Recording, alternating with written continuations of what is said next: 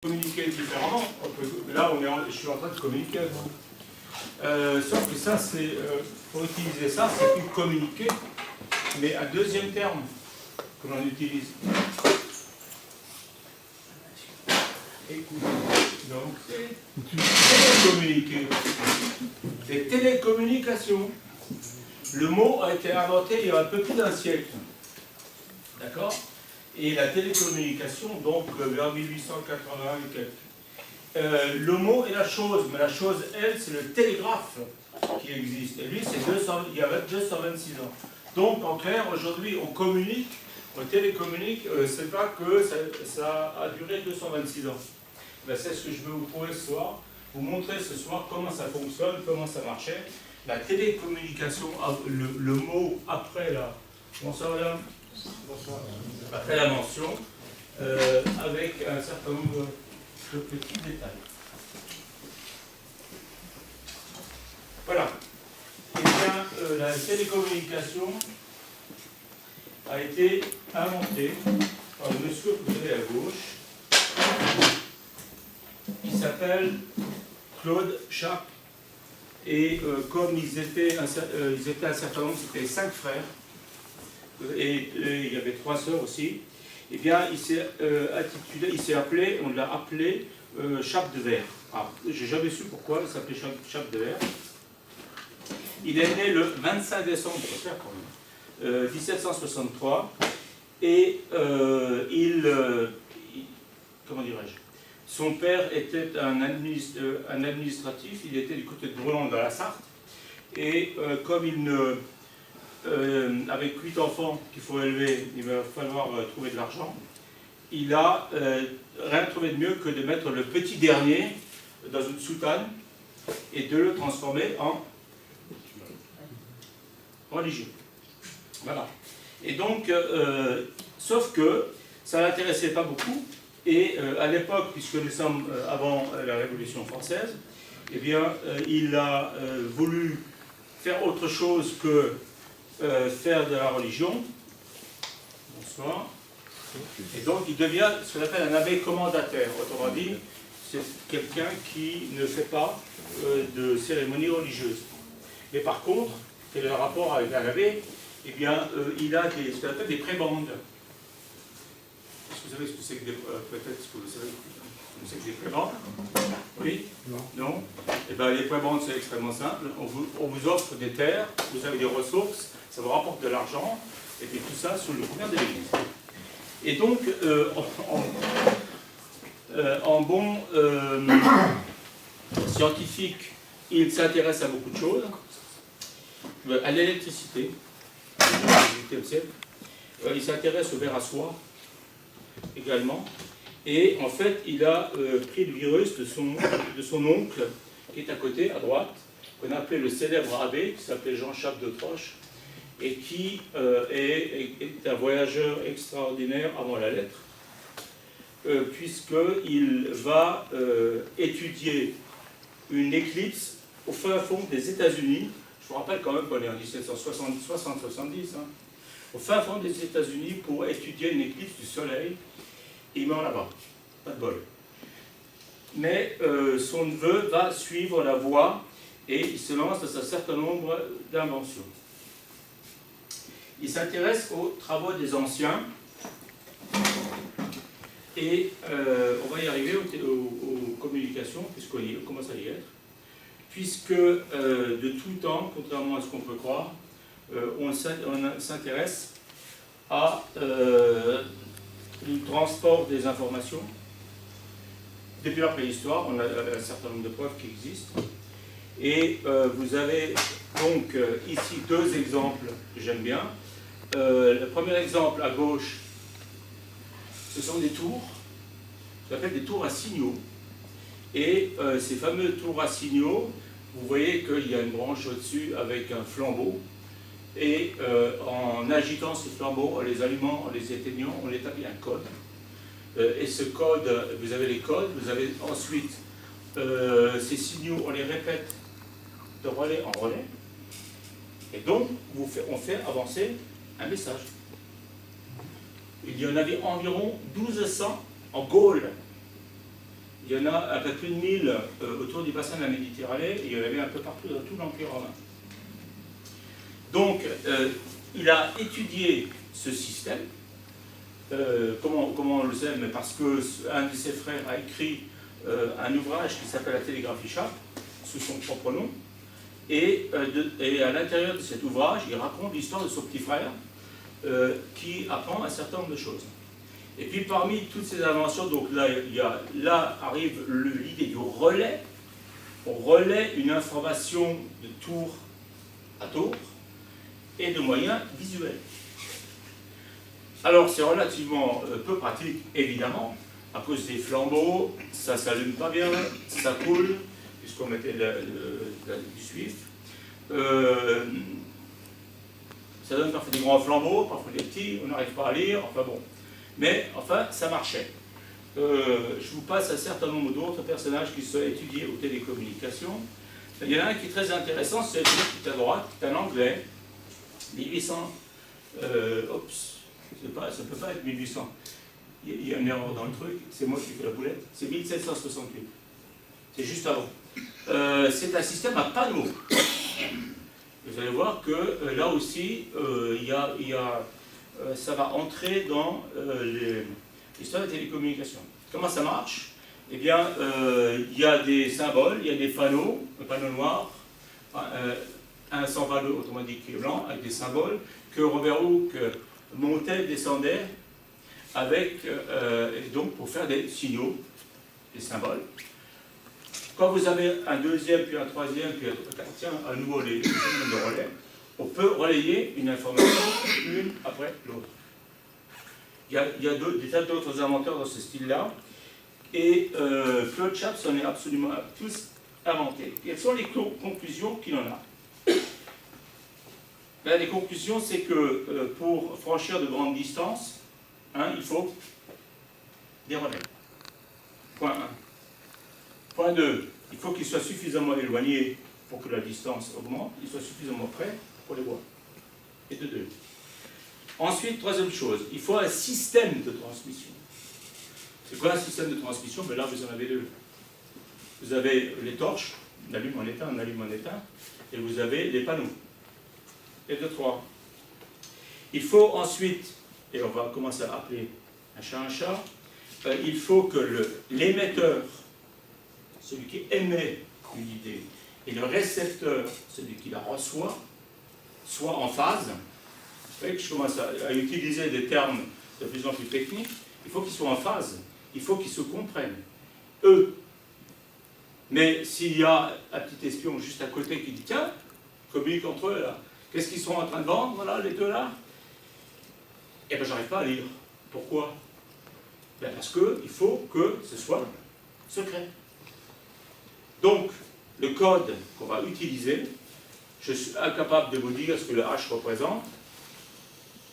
Si aujourd'hui je dis que le H représente un B et demain un H et après-demain un Y, à mon voisin avec lequel je vais communiquer, on peut communiquer en secret.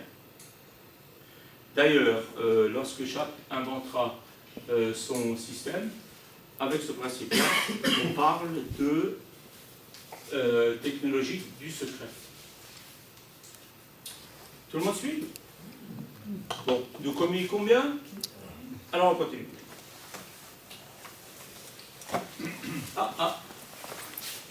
On y arrive à Micha. Pas regarder, ça ne me rappelle rien? Ben, vous avez vu tout à l'heure les systèmes de Hooke. Eh bien voilà le système non pas de Hooke, mais c'est le système de Claude Sharp. Il a utilisé cette fois-ci, il est parti de cette idée, enfin de ces différentes idées, et il a fabriqué ici quelque chose, le premier télégraphe. Vous avez la date en dessous, c'est le 2 mars 1791.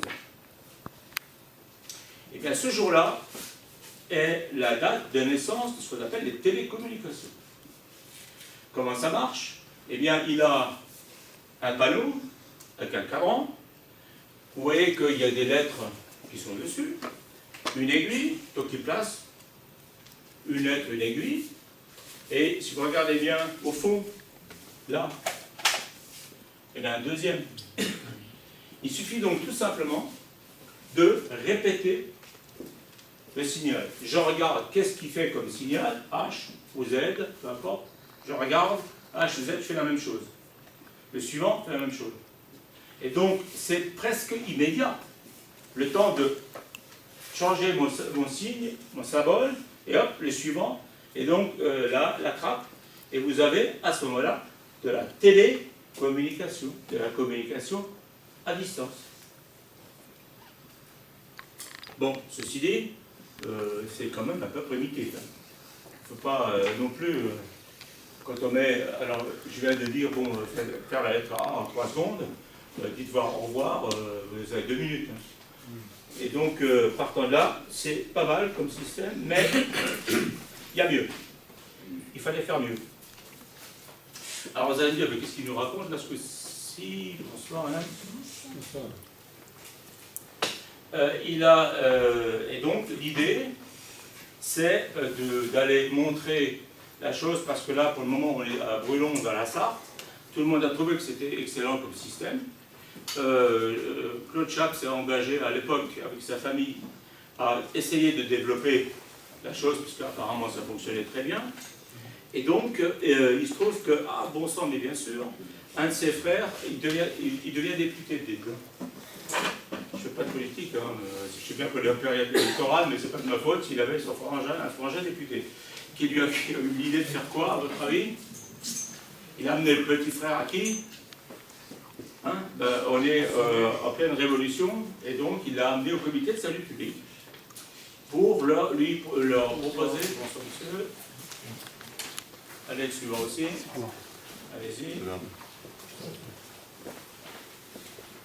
Donc, il l'a emmené à Paris pour essayer de proposer ça à l'Assemblée, qui est déjà l'Assemblée législative. Et donc, bien ça, alors on lui dit, bah ok, essayez donc d'abord de nous montrer ce que vous savez faire. Donc, il monte ces fameux panneaux qu'il a amenés avec lui, et puis il se les fait voler. Pas de bol, hein. Donc, il fait quoi? Il recommence à construire un deuxième, mais comme entre-temps, il a appris un peu, il en fait un deuxième système de panneaux. Et là, ça commence à se savoir à Paris, et devinez, eh ben, les Parisiens prennent peur, je ne vous raconte pas l'histoire, hein. Les Parisiens prennent peur, et ils font quoi? Ils ont peur que le système de communication va aider les ennemis du pays, de la France, de la République à l'époque, et donc, il faut quoi? Les brûle. Et de deux. Bon, eh ben, ça ne décourage pas du tout Claude Chappe, ni lui, ni son frère.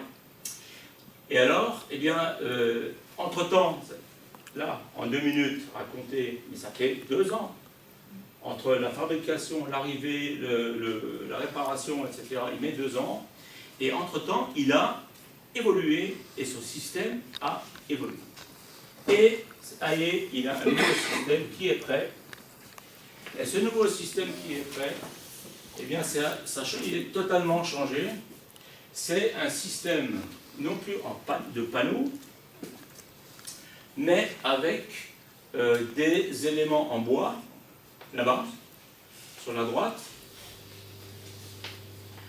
qui, une tige, un pilier, avec en dessous ce qu'on appelle une maisonnette, une plateforme pour que ça tienne bien, Il en fait construire 3 et il les met, d'où la carte, ici, Belleville, Ménilmontant, de la banlieue parisienne, Écouen et Saint-Martin-du-Tertre.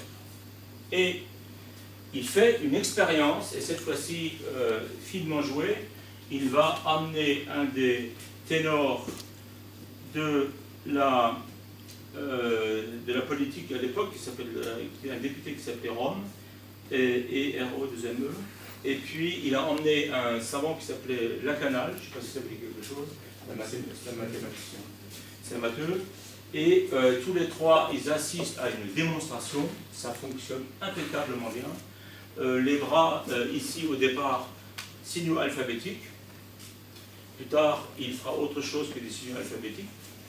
Le petit dessin que vous voyez en dessous est de Claude Chappe, de sa propre main, c'est l'une des rares choses qu'on ait. On a d'ailleurs retrouvé tout son bloc de dessin, son carnet de dessin. Et ça marche tellement bien que le député Rome va à l'Assemblée nationale, fait une déclaration en disant que c'est un système qu'il faut absolument encourager. Et encourager, ça veut dire quoi? Il faut le rendre, il faut donner aux citoyens chaque les moyens de créer son système et puis voir ensuite comment ça marche. Je vous passe les détails. Par exemple, on lui demande de faire, puisque l'ennemi est à la frontière nord, de faire une ligne de ces machines de Paris à Lille. Ça coûte à l'époque 96 000 livres. Si je me souviens bien, un ouvrier de l'époque travaillait une semaine, 2 livres par semaine. Ça vous donne une petite idée. Et donc, il est chargé de construire sa première ligne. Pour qu'on le distingue bien de tout le monde, il a droit à un uniforme. Et il est nommé ingénieur télégraphe, avec une faute d'orthographe en plus. Il met sur son uniforme, il met les boutons que vous avez là-haut. C'est celui que j'ai là. Enfin, c'est le copain, hein. C'est pas celui de Charles, puisque je dis avec beaucoup de plaisir, ça m'a été décerné en tant que chapiste, et c'est pas un gros mot. Hein. Donc l'entreprise est lancée, et il va, vous voyez que ça a évolué. Ça a bigrement évolué en quelques temps. Voilà la machine la première machine de Paris à Lille. Alors on la reverra autrement. Vous avez là un petit abri en dessous. On verra les détails techniques plus tard. On y rentre pour actionner la machine. Vous avez un mât sous forme d'une échelle. Pourquoi une échelle? Voilà, exactement, pour l'entretien, parce que c'est un système à poulies, et donc il est évident que les poulies cassent, bloquent, coincent, etc. Et d'où l'échelle. Et donc c'est très malin, parce que ça forme à la fois des montants, une échelle, et vous avez des bras qui fonctionnent, et cette fois-ci, je vous expliquerai tout à l'heure comment ça marche. En détail. Ça fonctionne relativement bien. Le problème, c'est qu'il va falloir que Sharp et ses frères se transforment véritablement en entreprise. Pourquoi en entreprise? Eh bien parce que, je vais vous le lire là.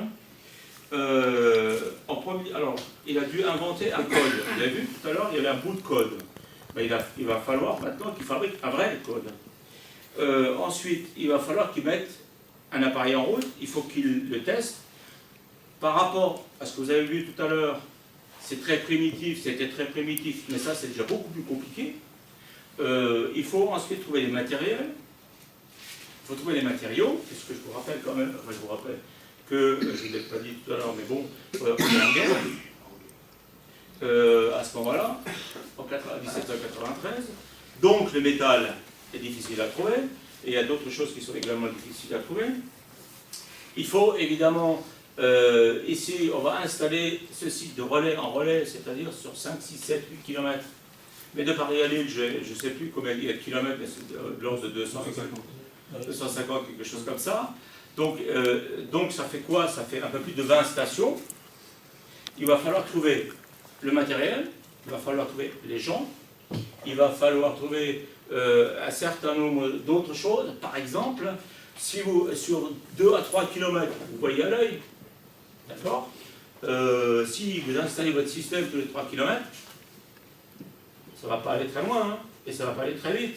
Vous imaginez un coup de brouillard, et c'est cuit. Donc, il a pensé à quoi? La lunette, longue vue. Et donc on marche à la longue vue, ce qui permet de faire des distances beaucoup plus grandes.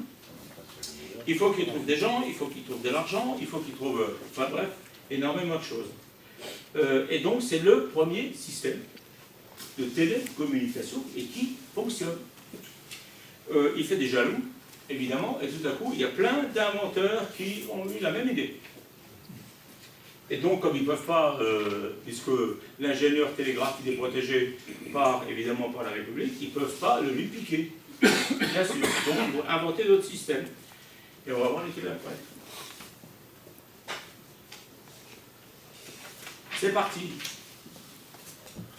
Vous voyez que c'est déjà beaucoup plus... Là, ça commence à être un peu plus technique encore. Hein.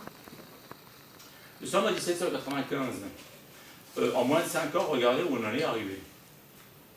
Ceci est un appareil... Alors, tout à l'heure, vous avez vu un appareil fixe. C'est un appareil mobile, démontable. Donc, on en fabrique 15, 20. On met ça sur des chariots. Et puis, on décide d'ouvrir une ligne quelque part. Il y a une bataille qui va se produire à un endroit, où il y a un siège quelque part. On a besoin de savoir à Paris ce qui s'y passe. Qu'est-ce qu'on fait? Eh bien, hop, on installe ces systèmes, on les démonte, enfin, ils sont démontés, on les amène de place en place, on les remonte, on transmet les informations, et puis quand ça commence à chauffer, parce que l'ennemi va peut-être gagner, eh bien, on a intérêt à tout replier, à s'en aller. Ce sont des systèmes beaucoup plus simples. Vous remarquerez les bras, qui sont actionnés. Regardez bien le principe du fonctionnement. Et on va développer. Alors, pour que ça fonctionne, il faut pouvoir voir clair. On ne voit pas clair tout le temps, et on ne voit pas clair partout. Donc, la meilleure des choses, c'est de les mettre en hauteur. Pourquoi en hauteur? Parce que, en principe, quand vous montez, l'air est un peu plus clair. Là, ce soir, c'était pas mal, on voyait ça très bien. Et donc, pour avoir de la clarté, il faut grimper. Vous aurez remarqué que, tiens, ce ne sont plus des machins provisoires, mais là, ça commence à devenir des tours définitifs. Effectivement. Ça ressemble tout bêtement, ça vous fait penser à quelque chose? Il n'a rien inventé à ce moment-là. Pensez à quoi? Non, un truc qui tourne. Un moulin à vent. Ben voilà. Tout simplement. C'est le principe du moulin à vent. Sauf que c'est la hauteur, pas pour attraper le vent, ce coup-ci, mais pour attraper les signaux clairs. Et donc, on cherche dans les régions montagneuses, c'est facile, on peut les mettre sur des sommets, c'est le cas ici. On répète, et dans des régions beaucoup plus, là où il fait plat, par exemple à droite, l'Épine, Notre-Dame de l'Épine, eh bien, tant qu'à faire, puisqu'à l'époque, on est en pleine révolution, on fait quoi? On rase une flèche et on met un télégraphe. Boum. Voilà. Et donc, voilà un autre système qui existe. Voilà. Oui, vas-y. Je disais, la Notre-Dame de l'Épine sur la Nationale 3, c'est la maquette de Notre-Dame de Paris. Oui. Avant de construire Notre-Dame de Paris, on a fait une maquette à l'Épine. Oui. Et si tu passes à côté, tu te rends compte que la flèche est à nouveau de retour. Voilà. Et tu sais pourquoi? Eh bien, c'est extrêmement simple. C'est parce que c'est Napoléon III qu'on est toujours en train de vilipender. Hein. C'est Napoléon III qui a ouvert sa bourse pour que, à l'Épine, on refasse la flèche. Et c'est lui qui l'a payé. Donc actuellement, vous avez un nouveau flèche. Je l'applaudis.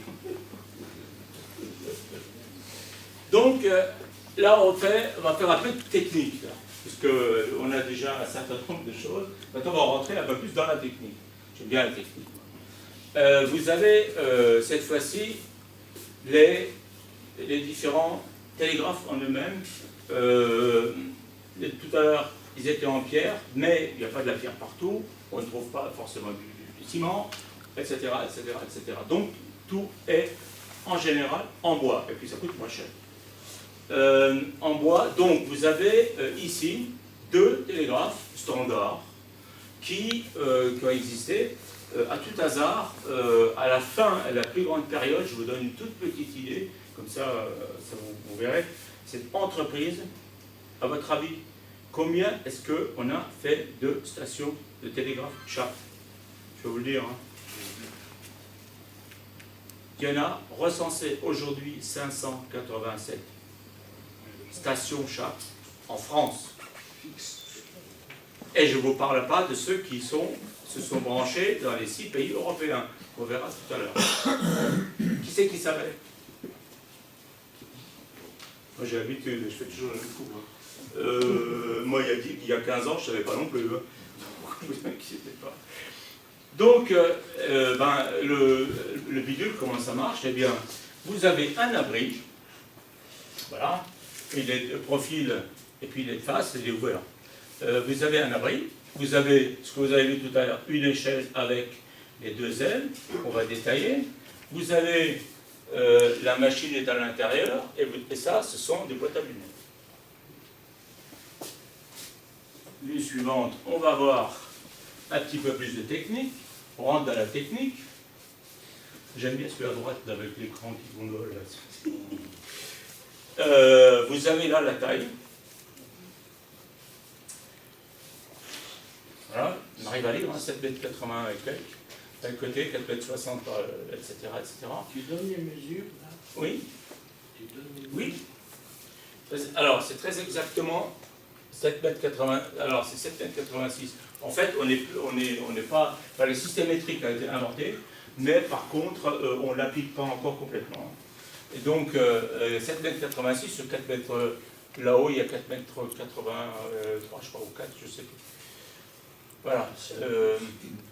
Donc, le principe, encore et toujours, regardez bien, vous avez ici, donc, en haut, on parle d'indicateurs et autres, on dit très souvent aussi des ailes. Et on parle également de manipulateurs, c'est-à-dire ici, d'où le manipulateur, le mec qui manipule. Alors on peut manipuler de différentes manières, mais là on manipule. C'est un système standard. Le MAF, et donc ça c'est fait. Non, c'est bon. Ah oui, autre chose aussi, pour que ça fonctionne, il faut des contrepoids. Vous les avez là-haut, vous là. Il faut des petits contrepoids, parce que sinon, le système ne fonctionne pas. C'est complètement équilibré. Regardez également le fait, et ça a l'air très un peu bizarre, puisque les ailes, appelons-les comme ça, sont creuses, sont trouées. Pourquoi? Tout simplement, suivant. Et puis, petite anecdote en passant, ça demande quand même de l'entretien.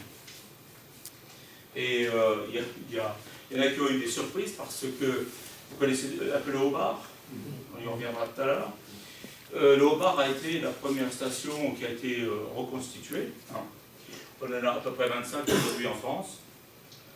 Il y en a qui ont eu des surprises, puisque le long de la mer, il y a un télégraphe qui s'appelle Saint-Marcan.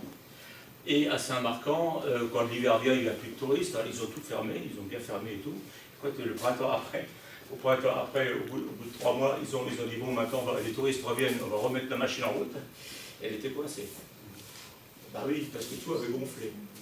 Alors le bois avait gonflé, ils n'avaient pas entretenu. Ah, qu'est-ce qu'on fait? Alors, ça allait voir les spécialistes, et les spécialistes ont dit ben, on graisse. Ah bon? Ouais, qu'est-ce qu'on prend comme graisse? Et puis le petit malin leur a dit ben, ce qu'on prenait à l'époque, c'est la graisse de cachalot ou de baleine. Mais comment on va trouver? Ah ben, vous débrouillez. Enfin, ils ont trouvé autre chose, là, je vous rassure. Et puis maintenant, ils n'oublient plus de graisser avant de refermer les ailes en hiver. On apprend tous les jours. Salut les copains. Attention à moi. Alors, le manipulateur. Il y en a de 2 types. Les premiers étaient en bois. Et puis on en a fait en métal. Alors celui qui est en haut à droite, là, c'est celui du Haut-Bar. Et puis celui qui est à gauche, bah, c'est le premier. Je vous laisse. Alors, il y a des je pense qu'il y a quand même, il y a toujours des amateurs de mécanique. Pour faire ça, eh ben, c'est pas de la part. Je vous ferai juste remarquer que 1, 2, 3, 4, 5, 6, 7, tout doit être tendu.